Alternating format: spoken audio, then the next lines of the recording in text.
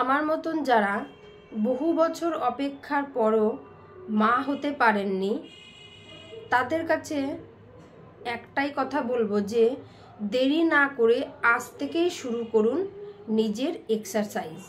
সকালবেলায় ঘুম থেকে উঠে 40 থেকে 45 মিনিট এক্সারসাইজ আপনাকে আপনার কাঙ্ক্ষিত ফল অবশ্যই দান করবে। উঠে এক্সারসাইজ শুরু করেছি। আজ আমি একটা চুড়িদার পরেছি, চুড়িদার পরে এক্সারসাইজ করব। আসলে খুব ঠান্ডার জন্য আর জামা কাপড় চেঞ্জ করতে ইচ্ছে করলো না, তাই চুড়িদার পরেই এক্সারসাইজ করব। প্রথম এক্সারসাইজটা দুটো পা সামান্য ফাঁকা করে সামনের দিকে পাঞ্চ করা। এটা আমি 20 থেকে 25 বার করব।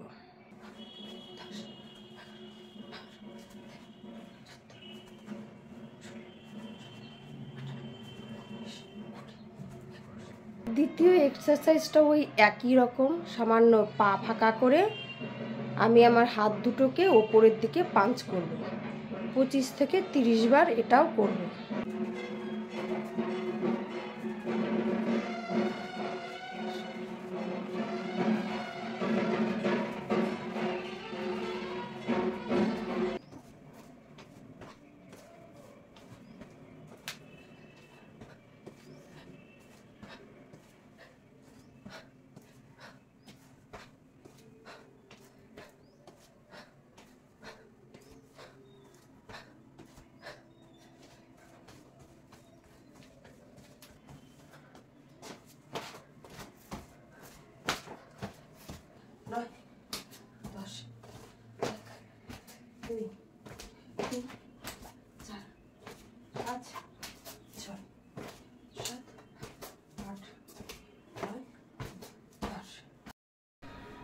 যারা প্রথম এক্সারসাইজ শুরু করবেন তারা 10 বার করলেই হাঁপিয়ে উঠবেন।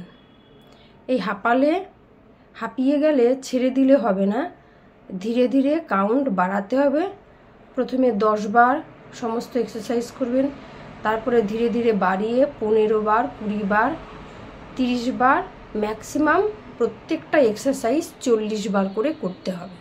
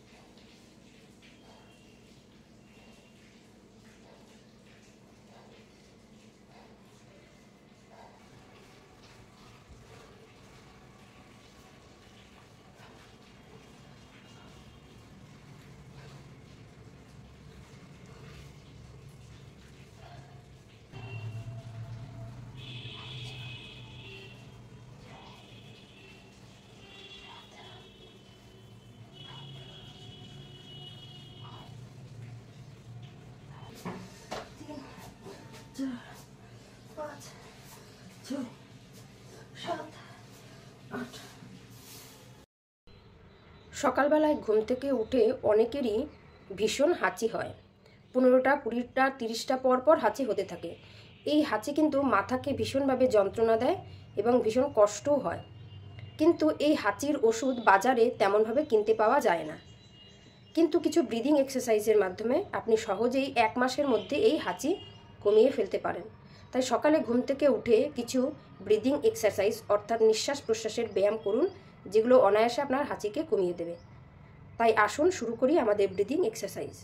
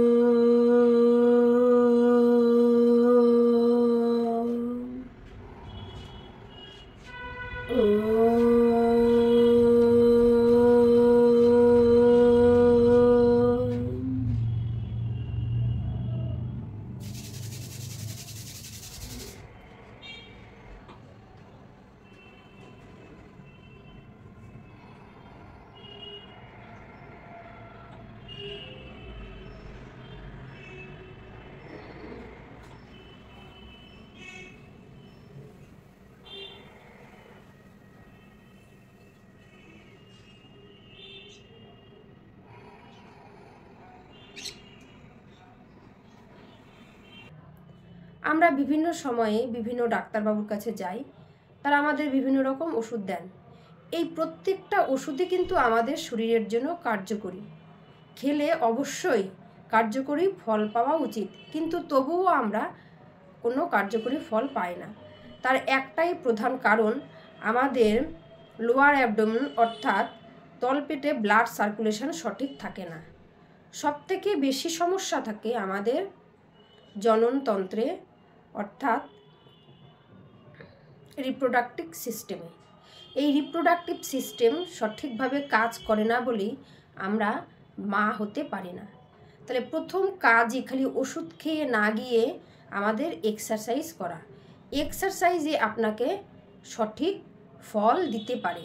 এক্সারসাইজের সাথে সাথে আমাদের কিছু নিয়ম মানতে হবে, আমাদের খাওয়া দাওয়া সঠিক করতে হবে, সঠিক পুষ্টি নিতে হবে এবং জলকেও সঠিক পরিমাণে খেতে হবে, তবেই আমরা সঠিক রেজাল্ট পাবো।